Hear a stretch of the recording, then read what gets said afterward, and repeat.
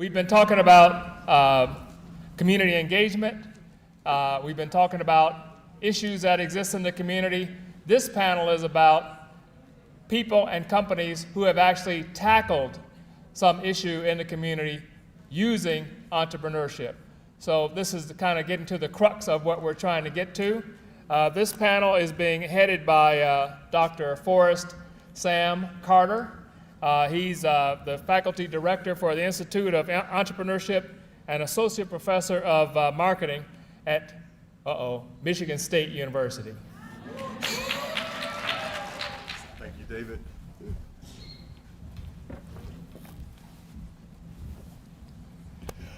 Hello, how's everyone doing? Go green.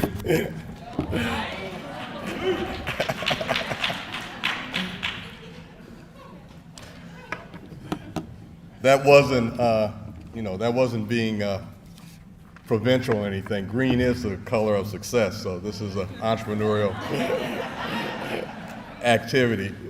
It's certainly my pleasure to moderate this panel. I think consistent with the theme of the symposium, these are for individuals and their firms that really are shocking the urban environment. So our goal of this particular session is to, one, hopefully inspire you by these individuals and their stories in terms of how urban issues can in fact be addressed profitably, and also to hopefully educate in a way to allow you to kind of pick their brains to see how they did in fact either innovate or reconfigure resources in a way to profitably sustain their particular business area as they address urban issues. So without any further ado, let me introduce the panelists. They're going to have about a 4 to 5 minute opening remark,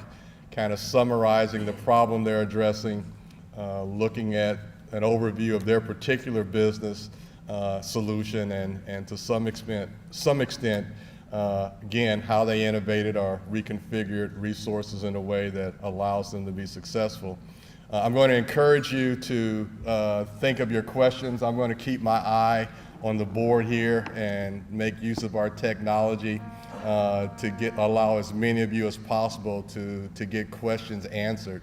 And so with that, we'll start looking here to my left. We have David Anderson, who's the co-founder of Bamboo Detroit.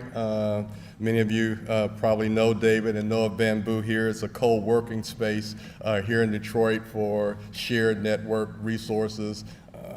We also have at the next Anya Babbitt from Splitting Fares. She's founder and CEO. Splitting Fares is a company that's transforming the way individuals commute. I think their mission statement is transforming or connecting the commuter world, I believe. I think you'll be excited here. As I looked at the webpage, one of the true ride sharings, I know that other firm uses the term ride sharing, but they're more hailing sharing. I think that's a true ride sharing activity. We then have Leslie Horn from ThreeSquare, again, doing some really exciting things in the area of housing and other activities in terms of reconfiguring the way certain resources are used to impact the community. And at my far left at the end, we have Ralph Clark, my apologies, from ShotSpotter, making some real impact through the use of technology on ways to keep our communities safe. So with that, we'll turn it over to Dave. So how many of you have thought to yourselves, you know, I really love working in a cubicle around all these boring colors and drop ceilings and just to have a boring work environment? Anyone? Yeah, me either. So our basic premise behind starting Bamboo was no one likes to work in these environments. And a lot of times when you're starting in a business, you end up working at home, you know, where it's not really conducive to work, or at a coffee shop, or, you know, you're just getting started so you can't really afford to rent out a large office space. So, where do those people go? When I go to other larger cities like New York or San Francisco, you heard from Miguel this morning with WeWork, and they have these options, these co-working spaces where people can go and kind of fill that gap. But what about places like Detroit? What about these urban cities that are currently being reurbanized, revitalized, and there's a lot of tension being put on them? So we started Bamboo 2 years ago, to fill that gap. And we got a great, we really got a really just good feedback, from getting started. So when we launched with about 15 members, spanning on different types of industries, from tech startups to photographers to nonprofit owners. And now we have over 100 members, and we're looking to expand. I think, aside from the space, we really provide a really inclusive and diverse community for folks to interact and get help with their business. And I think that's really the biggest selling point for our space and a lot of spaces like ours, is you want to interact with like-minded individuals that can help your business grow. So our membership starts at $99. We want to keep it affordable for everyone to have access to, and goes up to $199. And we just invite all types of people down to our space. Thank you. Hi everyone, thank you so much, Dr. Forrest. That was probably a better vision statement than I think we have currently, so you're hired. And thanks to our Venture for America Fellow, who's employee number 1. Benjamin Seidman, will you stand up? He's the one responsible for introducing me today to this great group, so thank you, Ben. We are Split, and we're an enterprise ride-sharing platform designed to reinvent the commute and to allow people who are traveling to work along the same corridors to find each other along that path and share the ride into work. We've all experienced that dreaded commute and traffic and sitting on I-75 this morning coming in. And initially, when we first arrived in Detroit, we came from New York City, most recently went through Techstars Mobility here as the first inaugural class in Detroit, led by Ted Serbinsky. And we came in with a very different product. It was consumer-facing. It was a layer on top of taxis and other on-demand ride-sharing platforms. And it really wasn't until we arrived in Detroit and spoke with a lot of mentors, a lot of leading mobility chief officers and transportation industry experts, did we really realize and see a greater need to service those cities that are thin cities that don't have mass public transportation as a way to commute into work. So we then enhanced our model to focus on cities such as Detroit that really had a need for an enterprise platform to allow people to find each other and travel into work.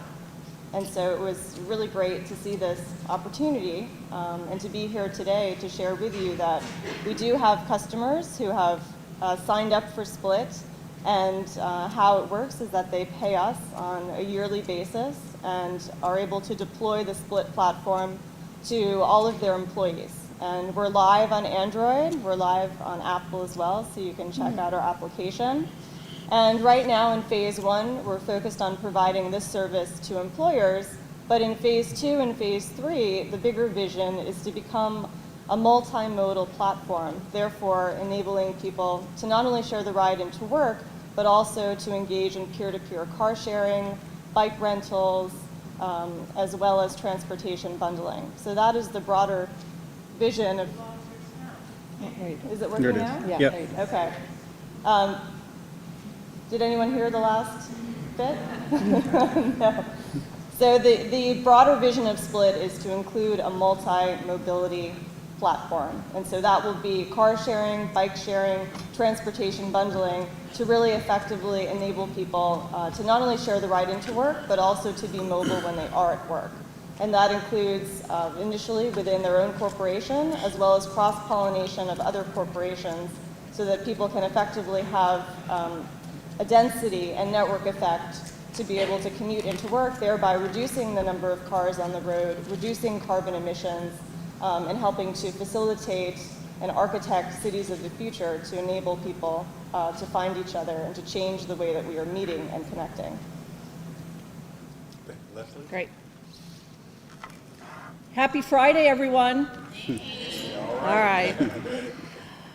Again, many thanks for allowing us to share our story with you. My name is Leslie Horn, CEO and founder of ThreeSquare. Many of you probably know who we are. I'll lead into the story, and then you'll have the little light bulb that goes on if you don't already know. My brother and I started rehabbing houses here in the city of Detroit in 2005. We were doing it remotely, and I decided to move out here so that I could at least monitor and keep track of all the housing and the contractors and all of the team that we had in place. One of my contractors in 2007 said to me, "Leslie, have you seen all the shipping container construction going on in Europe?" I'm like, "Dude, what the hell are you talking about? Get back to work." He goes, "No, seriously." And I'm like, "I'm serious, go back to work." All right, and so I started doing some research about it. And more common in Europe in upcycling materials, in upcycling containers, a product that's been built, used, and often discarded, or plugging up ports and landfills. So by the time we got our first project approved, it was in 2009 here in the city. We went through 18 public hearings, and at that time, no sense in building anything because of the market tanking, the real estate market. So what it afforded us to do was to kind of gather ourselves and repurpose ourselves as a company. So we are very proud to announce that in April of this year, we were able to erect our 3-story, 2,600 square foot building out of 9 containers in Corktown. And we were able to do it in 6 hours and 15 minutes. We told nobody we were doing it that day. So people driving to work saw an empty lot with some, construction people.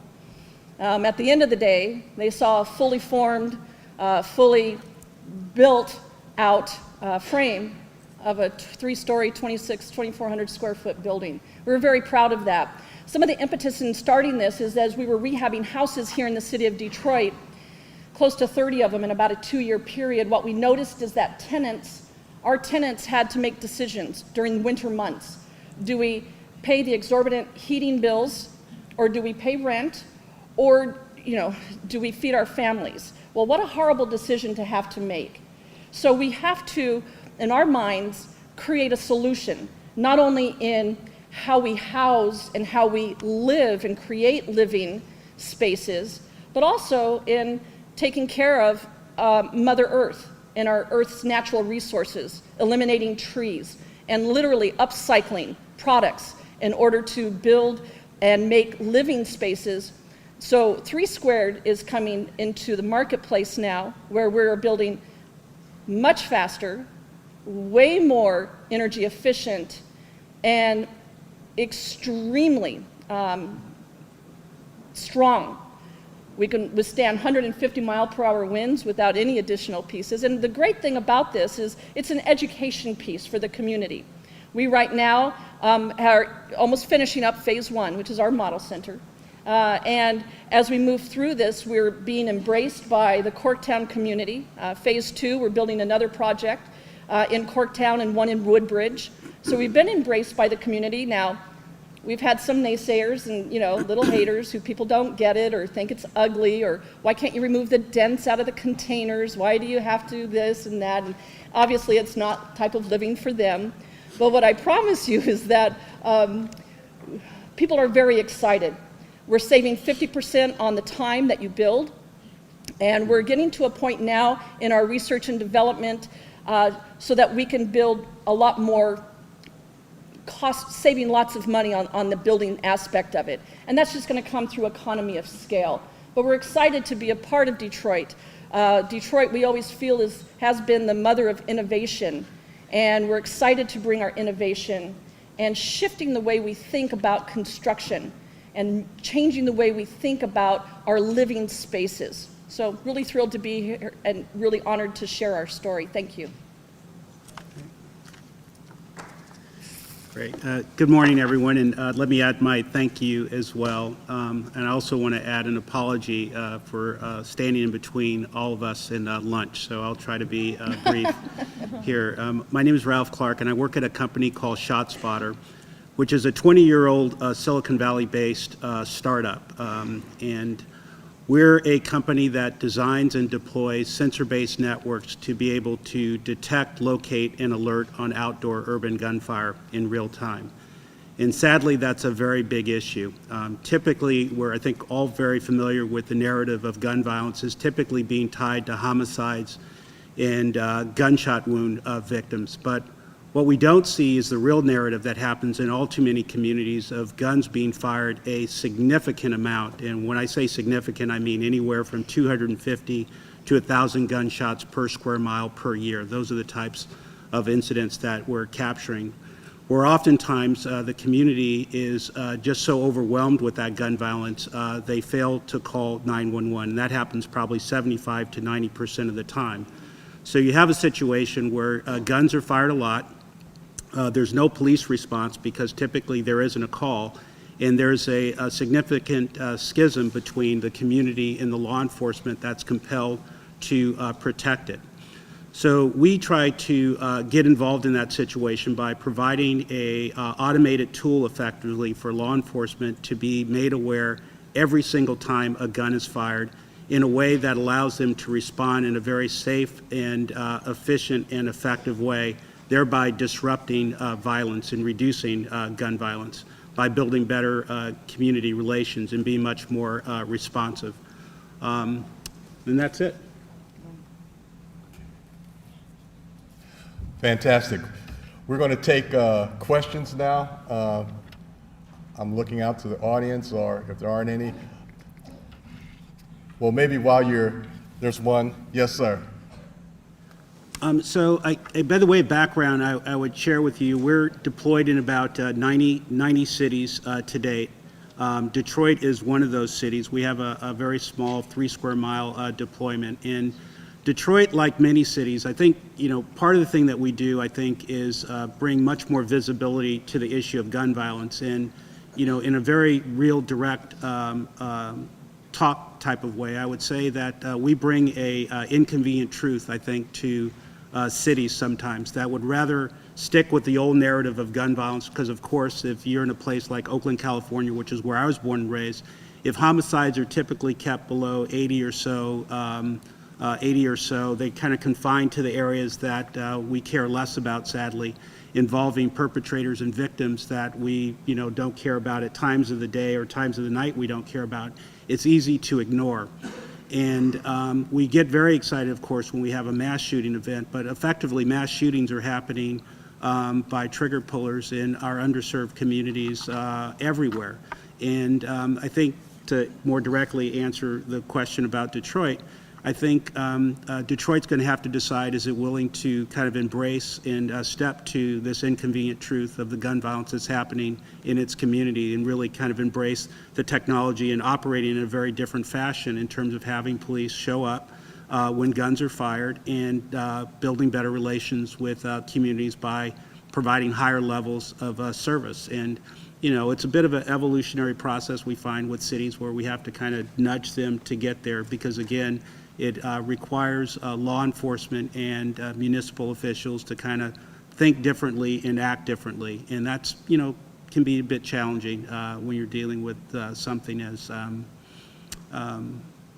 late adopter oriented, I would say, as law enforcement typically. Yeah, those are great questions. The insulation question is one of the top 2 questions we get every single day. We meet and exceed all building and safety codes. And you're spot on. Everybody thinks that because steel is a great transference of temperature. You have to deal with sweating, and then of course rust and things of that sort. We have dealt with those. We also have what we call trade secrets. We've got some provisional patents and patents pending right now. So that makes us unique, and it increases the value of our company in moving forward. What we know is that the envelope, the insulative envelope in our buildings, and we can't wait to do the thermal testing on it, because that's going to give us more data. but we've done about $500,000 in the last 2 years of research and development, so we've put our money where our mouth is so that we can live in it 365 days a year. We can even grow in it 365 days a year. And I'm just going to drop that little side hint. But to your point, the manufactured side, yes, we're talking with a manufacturing firm. The challenge with an assembly line in manufacturing containers is that it's a twofold process. Step A, it takes a lot of time to clean, prep, and to do the enforcement of that all your engineering needs to have done to make it a sturdy house that meets and exceeds building and safety codes. You've got your assemblies and your fire assemblies and all those little doodahs that the city and of course, that we're mandated and pleased to do. The side note to that is that we, as a company, believe that we can put it into a manufactured setting. It would be a two-step process. We also believe that we can get the cost per square foot down so significant that it would replace manufactured homes as we know them today. Because as we know, those are the ones that float away in floods. They're the ones that get ripped up in tornadoes, and there should be no reason. All you would need to do in a hurricane or type of situation or tornado is literally you would need to open up a front window and a back window and then go down into your basement. Your home will still be standing. Here's the deal. You may have some damage to the exterior of your home from a tree or from those big trucks that the hurricanes pick up and throw, but it won't demolish your house. Containers by code are built to withstand 150 mile per hour winds and carry 60,000 pounds stacked 9 high by code. They meet and exceed all building and safety codes. We would be so lucky to have that in Tornado Alley. So great questions, thank you. I'm going to get our questions on the board, so I'm going to just have the panel kind of address these two things as quickly as you can, but seems to be the top questions are kind of one, in your respective areas, what additional need do you see there being in Detroit in particular? And again, what failure did you have along the way? What challenge do you see in front of you to scale up? I know, Anya, you mentioned that there was a pivot in your progress. So if each of you could kind of speak to, what need do you see still in Detroit with respect to your area? A failure or a pivot point you had in your growth, and then looking forward, what challenges you see to scale your business up? I'll address the failure question first, and I like to frame it around challenges. Right? So when we were first getting started, we did all the planning, to open our space. We bought the furniture, we did the design, we actually built out the space. And one of the last things that we would have anticipated having an issue with was internet, seeing as how we're located in the central business district, about a block from Ford Field. So about a month before we opened, I had a buddy of mine come down and check out the space, and we realized that there was no high-speed internet run to the building. So this is definitely a problem that's unique, to these urban areas. I couldn't imagine it being an issue anywhere else. So we had a DSL line, and we contacted some of the larger ISPs, and they quoted us $50,000 to run a high-speed internet line to the building from about 500 feet away. So, we're scrambling because we're going to open in, less than a month, and we ended up having to get some of those hotspots, that you carry around and use yourself individually. Awesome. And that kind of filled the gap for us until, we could get actual high-speed internet. But that whole process took about 8 or 9 months, to get a cable line run just 500 feet.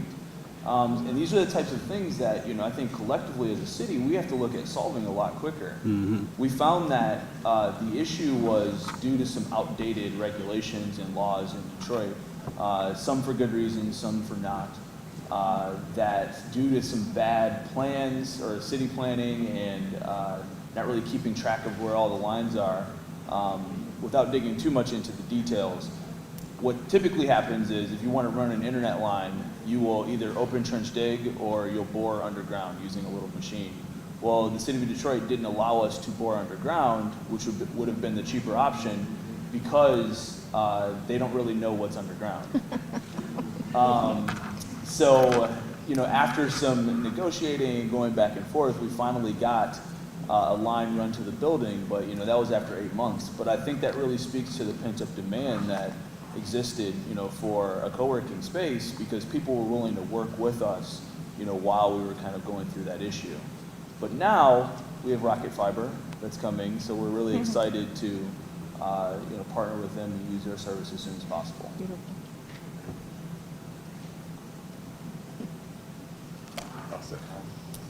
Yes, we did. We had a pivot, what we like to call an enhancement to our model. And that was in New York City, where the company started. Is my mic on? Yeah. Yeah, okay, great. And so what we looked at initially was wanting to provide a way for citizens in New York City to meet and to share taxis, or to share an Uber or Lyft, any on-demand ride-sharing platform. And it would be the first time that people would have complete control over their ride-sharing experience, to the extent that they could choose who they were sharing that ride with, and they could pre-book their rides very similar to an airline model, while also receiving additional cost benefits, which would be less than taking an Uber or a Lyft or a taxi, by being able to share that ride with people who they chose. What we realized soon is that it's a bloody war out there between Uber and Lyft, and investors and advisors were really concerned that we would have a hard time carving a wedge in between those two dominant players, even if we were providing an additional social layer on top. So that was something that we really uncovered while living in Detroit. We've only been here 5 months, so I can't speak as articulately to the challenges, as we're still trying to really understand the identity of Detroit, and perhaps Detroit is still really trying to understand its own identity. But what we will say is, what we've noticed is that you know, if there aren't billions of dollars to put into mass public transportation, then how do you solve that problem? And we really believe that it's through technology and through innovation that we are able to solve for mobility. As well as we see the illiteracy rate in Detroit is staggering, to the extent that some will argue that it's a lack of education. We would argue that it's a lack of mobility. We've spoken to a lot of individuals in communities who have never even left their 3-block radius. So how do we really penetrate those communities and reach out to those individuals who are not mobile and where Uber is not currently going? And so in forming partnerships and working with other car sharing and ride sharing platforms, we believe that we can not only help bring economic development into Detroit, but also to help those who are already living in Detroit.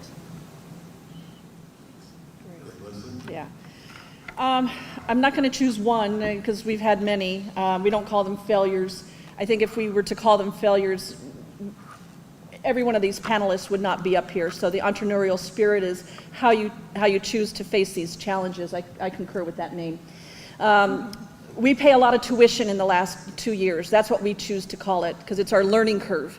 And you've got to stay in it, and you've got to embrace it. And on our model center, we had a significant amount of learning curves. And not just with us, with engineering and things of that sort, but also in dialogue with the city. This is the first project of its kind. So we are creating new codes. So our biggest challenge is, and we're really laying a strong foundation for cargo architecture to be built in this city. And it's about the dialogue and literally redefining codes, building codes and safety codes. We know that we meet and exceed, but you can't open a rule book, you know, your ICD-9, 2009 or 12, whatever building codes, and find a specific assembly using cargo shipping containers. So that's been our biggest challenge.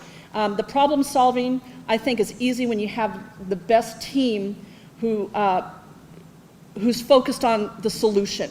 And I would just encourage you to bring that into your sphere, and have different people who think differently than you, who think differently than the engineer, and people that don't like the word no. People that don't tell me no, just tell me how we can do it differently. So I think it's really in this entrepreneurial spirit, and when you take on something that either has been done and you're trying to recreate it, or really trying to invent a new wheel or getting it accepted into the city, it's really about your team. And we've been very blessed, very fortunate to attract the right team here. You know, people self-select on and off. We've gotten rid of a couple, but it's all good. It's all good. So there you go. Great. So in Silicon Valley, I think there's a well-known challenge that many companies like ours face in terms of crossing the chasm. And what I mean by that is your early success is defined by those early customers that are typically early adopters. And those early adopter customers tend to have a very different point of view of your product or service and are willing to deal with a lot of friction related to your product or service. And so being able to be empathetic enough to understand and not, disrespect those early customers, but also figure out how to cross the chasm over into more of the early majority, late majority customer set that has much lower resistance around friction, cost, and risk, and solutions, et cetera, is really important. And for us, it was literally changing our business model, fairly strong pivot from a capital expenditure, perpetual software license at a very high price, to a managed services based in the cloud type of solution where we could de-risk the solution in a way that more risk-averse customers in the kind of later stage or more late majority could adopt and embrace. And what that meant for us was kind of taking on more risk, more financial risk, because now before we might have sold something at $250,000 a square mile, we effectively now are charging kind of $40,000 a square mile per year and taking more of what I would describe as kind of the long-term greedy approach, which is where you have to be very relationship focused and feel like you can own that customer relationship over a long period of time. And so that required us to, rethink how we capitalize the company, rethink how we position our product and service to that law enforcement community, reprice it, and the whole 9 yards. So I think there's a lesson there for almost any company to kind of think about, what your customers look like, and those early customers might not be the customers that are going to make you successful as you scale the business. In early on, family, friends, and I forget the word they call, but it's fools, that's it. Oh, Lordy. But that first round allowed us to go in and engage into, and this is a business and securities attorney who has really held our hand over the last 6 years and guided us, 5 years, and guided us into the proper way of staging your funding and financing. And it's been a really huge challenge. As a startup and as a new developer, we don't have history. So we go to banks and they giggle at us. I mean, so we need to think creatively, oh Lordy, to bring in the financing. So it's, but we have to do it legally as well. So it's about creating the proper infrastructure to do it. Is crowdfunding your best source? Is a private placement memorandum, convertible promissory notes. So our first one, the first tiny round, the seed round, was a convertible promissory note. Then we went into a Series A round of shares of stock. And I can share with you that there are people who have invested in us, 4 and 5 years ago, who never thought we would actually, some of them said it was kind of like a little sympathy gift, like, oh, she's so passionate, but we will never see that money ever again. And so you can imagine their excitement now that we're really coming to fruition. So I would take things very logically, and I would certainly embrace legal counsel. And there are attorneys who will do it and walk with you every step of the way and not break your bank. But I really highly recommend that. That's a really good question. So to address the funding part initially, so we were pretty much bootstrapped from the beginning. I'm a very binary person. I'm either passionate about something or I'm not. Right? I'm either going to focus and go all in, or I'm not going to do it at all. And so we just said we're going to make this work however we possibly can. So the 15 initial members just kind of came from our personal networks. We put out a few calls, And I don't think we ever, set out to start what it's turned into. But we wanted to create a place, where we could work. All the founders, I have 3 other partners, we were all working on different things, and we just said, hey, we need some space where we can kind of work around each other. And I'm sure there's some other people where we can, fulfill that need for them as well. And so, just making a few calls, we were able to get some commitments, that could cover our base expenses, and then just grow from there. But I think there are a lot of other funding opportunities. I mean, banks aren't going to look at most new businesses and Right. say, hey, here's money. But there are, some good options out there, such as the New Economy Initiative. They're doing a program called Any Ideas, where you can get, $10,000 for your business. There's other, foundations in the area that, are willing to work with small businesses. But I think if you really want to do it, then you'll get the traction and, you'll find the money from somewhere. Mm-hmm. So we actually haven't made too many hires. We work with interns, and the founders kind of just do all the work, but I can speak to that in a general sense.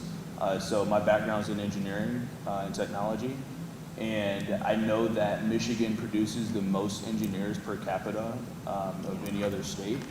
And so what our problem historically has been is those engineers get trained here, they go to some of the best schools, and then they go to Silicon Valley, or they go to New York, or they go to DC or wherever. And I think, our biggest thing is going to be having, both the folks to hire, we don't want to work on anything boring, right? I want to work for an innovative company that's doing cool things. And so the people that are, creating these cool companies, like, heck, a shipping container company is really interesting, right? So if you can become sustainable, where you can put out that call to action to, engineers and, folks who want to work on cool solutions, then I think that provides the other end, of that solution, where we can keep the engineers that are being produced here, and we can keep them here and stop the brain drain. We've only got a couple of minutes left. I want to, if another one of the panelists want to address that issue. Sure. Oh, go ahead. Well, we are currently hiring, so if you know anyone who's looking for a position at Split, but I would agree with David, and in fact, Split was just admitted into the University of Michigan's Ross Financial Technology Commercialization Accelerator, and while there is this outpouring talent and migration of talent, I would say that there still is a large ecosystem of engineers, not only in Ann Arbor, but also in Detroit. We've doubled our staff since being in Detroit for the last 4 months, and have found in particular that Venture for America has been great at seeding us with talent, and that network alone has brought in 2 additional hires. So there is talent, it's a matter of finding that talent and then really selling them on the vision, since there isn't perhaps as much of a percentage of people looking for tech positions. Well, with that, I simply like to say, I simply like to say thanks to the panelists. I know there are a few questions that we didn't get to. If there's some questions that I didn't see as we go through today, get those to me. The panelists have been so gracious to agree to allow me to write some case studies on their companies for David and the Institute's archive. So we hope to kind of document and start to build a research trail for these companies that are shocking the urban communities by addressing these problems with profitable businesses. I will say kind of one thing in closing, in terms of some common things that you might have heard, is this ability to engage. I often tell my students to follow your passion and make sure you marry the problem. You only date the ideas. And so the willingness to kind of change and evolve, to learn, and in essence let the marketplace kind of teach you how to be successful. And that kind of connects with some of the things we heard earlier with the importance of networks and building entities that could connect different networks to urban communities. So with that, on behalf of the panelists, I'd like to say thank you for your attention. And no, I won't say that. Thanks again. Just creating the environment where you can get prospective business owners as well as existing business owners to talk about what can we do in the neighborhood in order for it to be a stronger business,